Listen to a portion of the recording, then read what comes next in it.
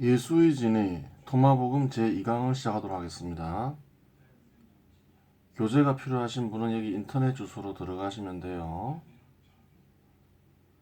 토마복음에 나와 있는 예수의 말들은 주제별로 정리가 안 되어 있죠. 그러면 정리가 안 되어 있는 이유를 한번 생각해 볼 필요가 있어요. 토마복음은 토마에 쓰여졌다고 알려져 있는데, 토마가 예수의 말들을 정확하게 이해를 못했기 때문에 주제별로 정리되어 있지 않다고 보면 돼요. 정확하게 이해를 했다면 주제별로 말들을 정리를 했겠죠. 그리고 토마복음에 쓰여진 말들을 보면 문장의 이어짐을 보면 뜻이 이어지지 않는 경우가 되게 많아요. 그거는 예수가 한 말들을 완전하게 이해를 못해서 그렇죠. 그렇지 않으면 뜻이 다 이어지게 적었겠죠. 그래서 그래요. 토마가 정확하게 이해를 못해서 그래요. 그럼 토마복음만 그렇냐 하면 그렇지가 않아요. 그 다른 복음서들, 사대 복음서들도 보면 그 뜻들이 제대로 안 이어져요. 그 문장들 이어진 보면 그것은 제자들 전체가 예수가 한 말들을 제대로 이해하지 못했다고 보면 돼요. 그러면 이제 왜 이해를 하지 못했나 이런 생각을 해볼 수도 있겠죠. 예수의 말을 빌리자면 제자들이 게을러서 배우려 하지 않아서 그랬다고 합니다. 한번 볼까요? 이 토마복음에 나와 있는 말들인데 114개의 이제 글들로 단편들로 이루어져 있죠. 토마복음은 보면 이제 38번째 글을 보겠습니다. 예수님께서 말씀하셨다. 너희는 내가 지금 너희에게 하는 말 다른 사람에게서 들을 수 없는 이 말을 몹시도 듣고 싶어 하였다. 너희가 나를 찾아도 나를 찾을 수 없는 날들이 올 것이다. 이렇게 얘기하고 있죠. 여기서 전해진 뜻이 뭔가요? 처음에는 몹시 듣고 싶어 했는데 나중에는 별로 들으려 하지 않았다 이런 뜻이 전해지는 거죠. 그런 말 직접적으로 한 말도 있어요. 토마복음에 나오는 말인데 예수님께서 말씀하셨다. 찾아라 찾을 것이다 뭐 이렇게 하고 그 다음에 나오는 말이죠. 좀 말 뜻이 안 이어지는데 하여튼 서로 달리 한 말들을 다른 시간에 한 말들을 이렇게 붙여놓은 것 같아요. 너희가 나에게 물은 것들을 전에는 말해주지 않았지만 지금은 말해주고 싶다. 그런데도 너희는 그것들을 찾으려 하지 않는다. 딱 얘기했죠. 배우려 하지 않는다 이 말이죠. 궁금하면 물어봐야 되는데 예수가 딱 보니까 분명히 모르는데 물어보지 않는다는 거예요. 배우려 하지 않는다는 말이죠. 그렇게 얘기를 하고 있죠. 예수가 한 말들을 제자들은 이해를 못했어요. 그래서 그 토마복음뿐만 아니라 복음서들 보면 말들이 뜻이 잘 이어지지 않고 그래요. 그런데 이제 다른 복음서들을 보면 제자들은 무척 자기들이 열심히 배우고 다 아는 것처럼 얘기를 하고 있어요. 볼까요? 예, 루가복음에 나오는 건데 너희에게는 하느님 나라의 심의를 아는 것이 허락되었지만 다른 이들에게는 비유로만 말하였으니 저들이 보아도 알아보지 못하고 들어도 깨닫지 못하게 하려는 것이다. 이렇게 되어 있어요. 예수가 제자들한테는 친절하게 다 설명해 준 것처럼 돼 있죠.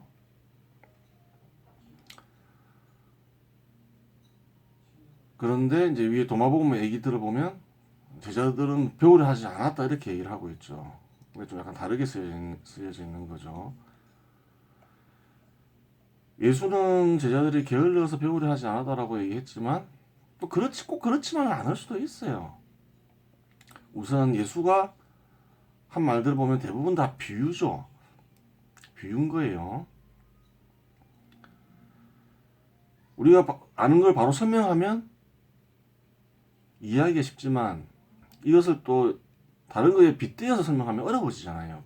한번 이렇게 말을 바꿔버리면 비유적 표현을 해버리면 좀 어려워져요. 근데 예수는 대부분 자기가 전하고자 하는 중요한 걸 다 비유로 얘기를 했죠. 그러니까 어려운 거예요, 제자들이. 뭐 가서 물어보면 잘 설명 안 해줬던 거예요. 그냥 비유로 그냥 얘기해 준 거예요. 뭐든 간에. 잘 알아듣지 못하는 거죠. 그러다 보니까 처음에는 궁금한 게 있어서 자주 물어봤는데 나중 가면 뭐 그 비유로만 얘기하니까 알아듣지를 못하니까 안 찾아간 것 같아요. 안 배우려 한 것 같아요. 다른 복음서에서도 그렇게 나와 있어요. 마르코 복음도 보면 너희에게는 하나님 나라의 신비가 주어졌지만 저 바깥 사람들에게는 모든 것이 그저 비유로만 다가간다. 보고 또 보아도 알아보지 못하고 듣고 또 들어도 깨닫지 못하여 저들이 돌아와 용서받는 일이 없게 하려는 것이다. 이렇게 얘기하고 있죠. 그래요.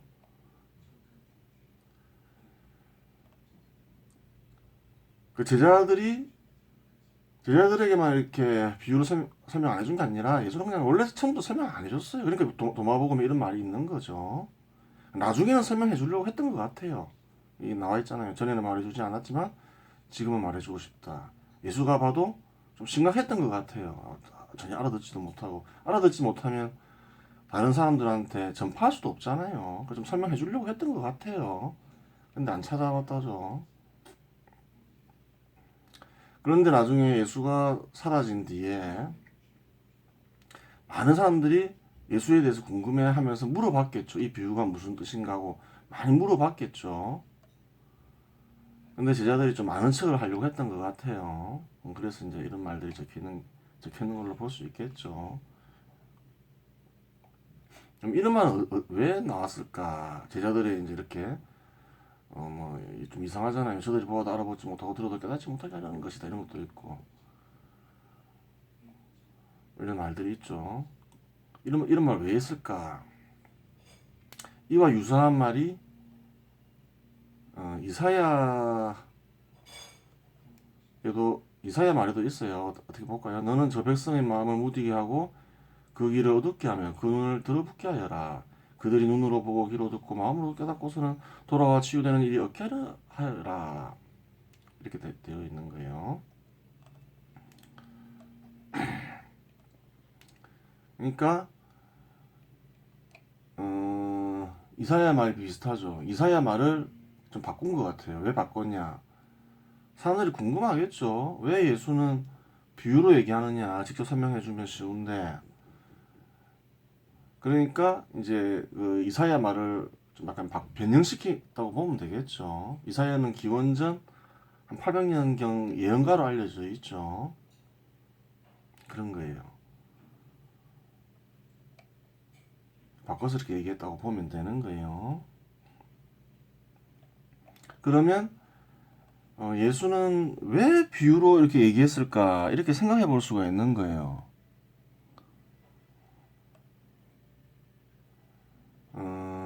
우선 이제 예전에는 필기 도구가 가히 비쌌죠. 뭐 양피지나 뭐 파피루스 이런 거를 이렇게 글을 써서 남길 수가 있었는데 너무 비쌌어요. 그래서 아주 부자가 아니면 그런 필기 도구를 이용하지 못했어요. 그런데 설명을 길게 하다 보면 사람들이 기억을 잘 못하잖아요. 그래서 비유로 얘기했다고 보면 돼요. 비유는 짧게 긴 내용을 짧게 축약해서 압축해서 얘기할 수 있잖아요. 사람들이 잘 안 잊어버리겠죠. 굉장히 머리를 잘 쓴 거예요. 만약에 설명을 쭉 했으면 기억에 남지도 않고 오늘날에 이렇게 온전하게 안 남았을 거예요. 비유로 짧게 긴 내용들을 중요한 내용들을 얘기를 했기 때문에 그래도 비교적 온전하게 남아 있다고 보면 돼요. 그 정도만 남아 있으면 사실은 무슨 생각을 했는지 무엇을 했는지 다 알 수 있는 거예요. 어려운 건 아니에요. 또 비유로 얘기한 걸 찾자 하면 이유를 찾자 하면 비유로 얘기하면 자꾸 생각을 해야 되잖아요. 바르게 생각해야지 바른 어떤 뜻을 얻잖아요. 그 과정이 중요한 거예요. 바른 뜻을 얻기 위해서는 어떻게 해야 돼요? 하나님의 뜻을 알기 위해서는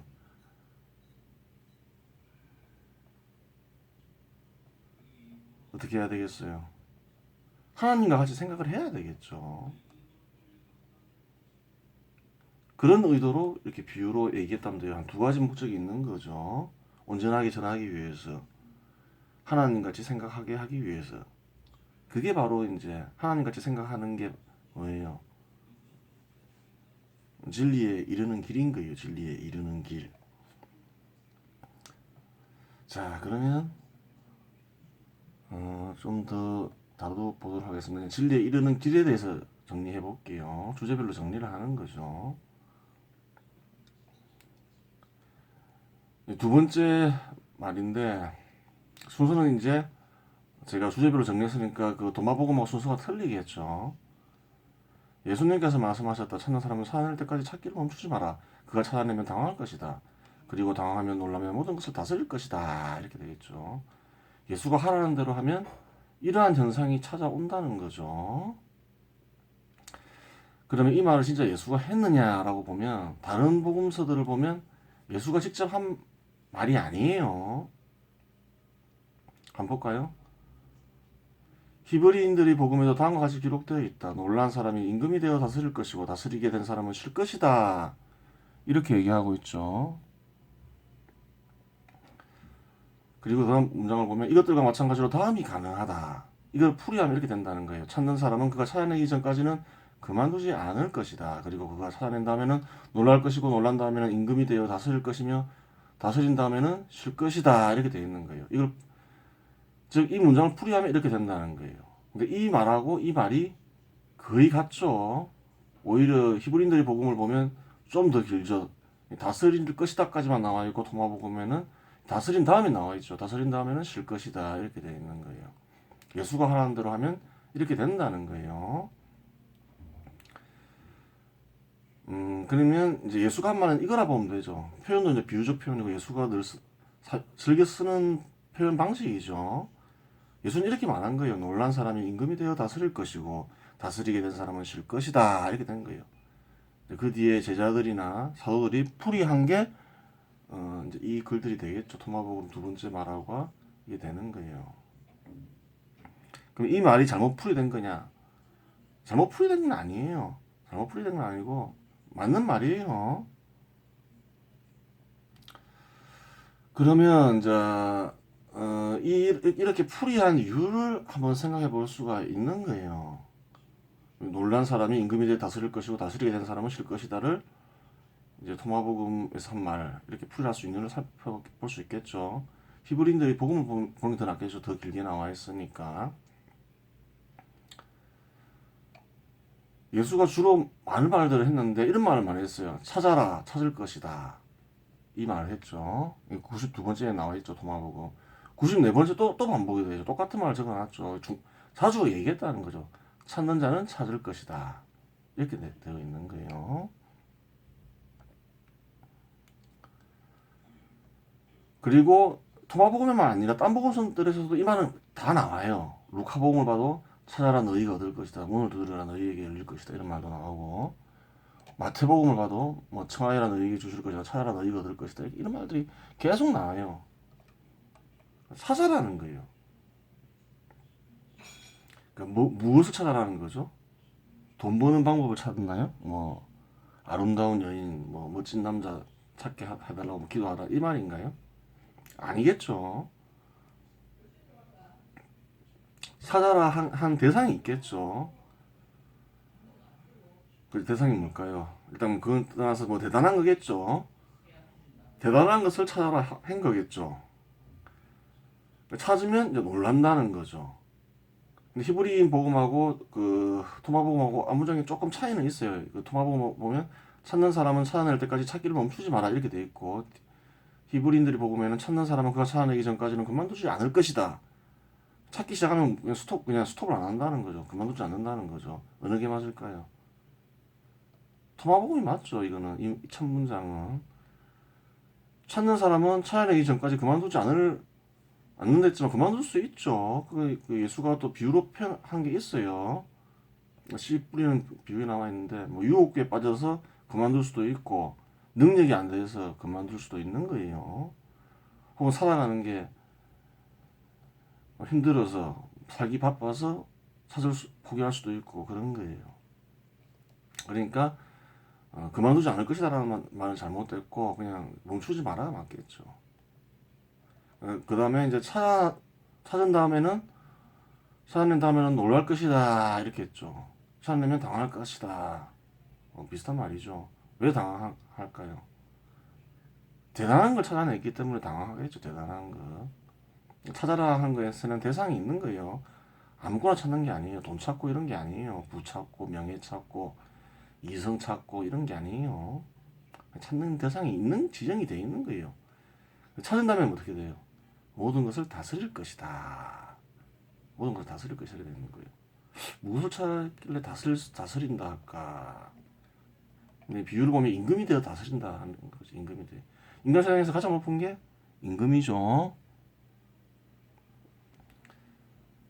어떻게 임금이 될까? 그러면 예수는 사람들한테 임금이 되는 방법을 가르쳐 줬을까?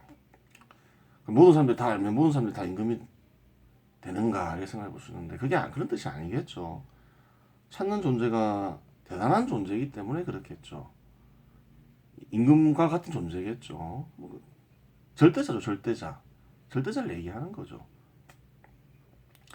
절대자를 찾으면 어떻게 되기를 다스릴까? 절대자와 합일이 되니까 다스린다. 이렇게 얘기를 하는 거예요. 절대자와 함께 하니까 절대자는 전 세상을 이루어지게 하니까 그 절대자와 합일한 상태에 있으니까 다스린다. 이렇게 얘기할 수가 있는 거예요. 그 다음에 쉴 것이다. 이렇게 얘기하고 있는 거예요. 다스리게 된 사람은 쉴 것이다. 그러면 이제 왜 쉰다는 건 무슨 말일까 이렇게 생각해 볼 수 있는데 절대자와 합일된 상태 그 상태를 안식이라고 해요. 안식. 무엇이 절대자와 합의를 하죠? 마음이 절대자와 합의를 하겠죠. 영혼이 절대자와 합의를 하겠죠. 그 상태가 안식인 거예요. 안식. 안식이란 말이 있느냐? 있죠. 예수님께서 말씀하셨다. 너희는 나에게 오너라. 내 멍에는 편하다. 나는 온유한 주님이다. 너희를 위한 안식을 발견할 것이다. 안식을 발견하게 해준다. 이렇게 얘기하죠. 그러니까 예수가 한 말들을 찾아라 찾을 것이다. 너희에게 안식을 주겠다. 그리고 놀란 사람이 임금이 되어 다스릴 것이고 다스리게 된 사람은 쉴 것이다. 이 문장들을 풀이해내면 이런 말이 나오는 거예요. 정확하게 하려면 이렇게 되겠죠. 찾는 사람은 찾아낼 때까지 찾기를 멈추지 마라. 그가 찾아내면 당황할 것이다. 그리고 당황하면 놀라며 모든 것을 다스릴 것이다. 다스린 다음에는 쉴 것이다. 이렇게 하면 완벽하겠죠. 완전한 뜻풀인데 실제로 썼던 말은 이 빨간 글이라 보면 되겠죠. 놀란 사람이 임금이 되어 다스릴 것이고 다스리게 된 사람은 쉴 것이다. 이렇게 보면 돼요. 무엇을 찾는다 했죠? 아주 대단한 존재. 임금이 되어 다스리는 같이 다스릴 수 있는 존재. 절대자죠. 절대자는 어떤 존재인가요? 그 절대자님도 얘기를 해주고 있어요. 그것도 비유적으로 표현해서 알아듣지 못하게 얘기는 했지만 그렇게 어려운 건 아니에요. 뭐라고 되어 있어요? 76번째 말 보면 너희도 파괴되지 않고 영원히 남는 곳광을 찾아라 이렇게 얘기하고 있죠. 너희도 파괴되지 않고 영원히 남는 공간, 불멸인 곳. 불멸인 곳이 뭐예요? 공간이라니까 공간까지 생각을 해야 되겠죠. 절대자가 있는 곳을 가리키는 거예요. 절대자가 있는 곳. 절대자가 있는 곳은 뭔가요? 진리의 세계죠. 진리의 세계는 어떤가요? 절대자와 진리의 세계는 어떤가요? 불멸이죠. 상하거나 그런 거 아니죠. 벌레가 망가뜨리거나 그런 게 아닌 거예요. 불멸의 존재를 찾으면 절대자가 있는 세계, 절대자가 있는 진리의 세계밖에 없는 거예요. 너희도 파괴되지 않고 영원히 남는 곳간이라는 건 진리가 파괴되지 않는 진리의 세계를 가리키는 거죠. 다른 복음서들에도 이런 말이 나와 있느냐? 나와 있죠. 너희는 마태복음에 나와 있죠. 너희는 자신을 위하여 보물 땅에 쌓아두지 마라. 땅에 뭐 재물을 쌓지 마라 이 말이죠. 땅에서는 종과 녹이 망가뜨리고 도둑들이 뚫고 들어와 훔쳐간다. 없어지기도 하고 훔쳐가기도 하고 그렇다는 거죠. 그러므로 하늘에 보물을 쌓아라. 거기에서는 좀도 녹도 망가뜨리지 못하고 들이 뚫고 들어오지도 못한다 이렇게 얘기하고 훔쳐가지도 못한다 이렇게 돼 있는 거죠. 그것이 어떤가요? 어떤 곳인가요? 절대자가 있는 진리의 세계죠. 그 세계를 얘기하는 거예요.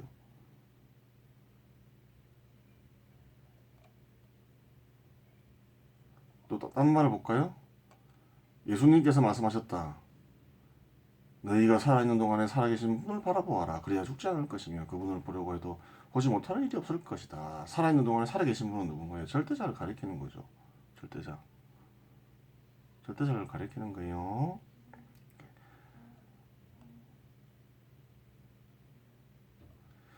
그럼 어떻게 찾죠? 어떻게? 어떻게 찾냐가 문제가 되겠죠. 그럼 어디에 있죠? 어디에? 그 절대자가? 찾을 수 있으니까 찾아라 했겠죠. 마태복음에 나와 있죠. 똑같은 말이 있는데 똑같은 말이 들어있지만 그 통화복음에 안 나와 있는 게 마태복음에 나가 있죠. 아예 그냥 정확하게 적어놨죠. 사실 너희 보물이 있는 곳에 너희 마음도 있다. 그 마음에서 절대자를 찾아라는 거예요. 절대자와 진리의 세계를 찾아라는 거예요. 답을 적어놨죠. 다른 복음서라해서 진리의 길이 안 나와 있는 게 아니에요. 좀 토마복음에 좀 자세하게 나와 있다는 거지. 이게 나와 있어요. 다른 복음서에서도 사람들이 눈여겨 보지 않아서 그런 거예요. 다 나와 있어요. 그럼 토마복음이 어떻게 되어 있냐? 마음은 어떻게 표현했느냐? 예수님께서 말씀하셨다. 내 얼굴 바로 앞에 있는 것을 알아보아라. 그러면 내게 가려진 것이 분명히 드러날 것이다. 사실 가려진 것 가운데 드러나지 않을 것이 없다. 가려진 것 가운데 드러나지 않을 게 없다는 거예요. 모든 것을 다 알 수 있는 존재라는 거죠. 가려진 것 가운데 드러나지 않을 것이 없다고 얘기하죠. 모든 것을 알려줄 수 있는 존재, 모든 것이 간직되어 있는 존재, 진리와 진실 어딘가요? 그러한 존재는 절대자가 있는 진리 세계인 거죠. 그것을 알아봐야 되는 거죠. 어떻게? 이제 마태복음 보면 마음에서 알아본다 했죠. 그럼 똑같은 말이에요. 내 얼굴 바로 앞에 있는 것을 알아보아라 이렇게 돼 있는 거죠. 얼굴 바로 앞이라면 눈앞에 있는 걸 보면 여기에 절대자가 있나? 하나님이 있나? 진리 세계가 있나? 얼굴 앞에 아무리 눈으로 봐도 모르는 거예요. 이 얼굴 바로 앞이라는 거는 마음을 얘기하는 거예요. 생각이 어디에서 이루어지죠? 마치 얼굴 바로 앞에서 이루어지는 것처럼 보이죠. 즉, 내 얼굴 바로 앞이라 해서 눈으로 앞을 보면서 절대자를 찾으면 안 되고 내 얼굴 바로 앞은 마음을 가리키는 거예요. 마음이 얼굴 바로 앞에서 이루어지는 것 같기 때문에 내 얼굴 바로 앞을 보아라 이렇게 비유적으로 표현한 거예요. 마음속에서 절대자를 찾아서 절대자와 합의를 해라 이 얘기인 거죠. 이번 시간 강의는 끝내도록 하겠습니다.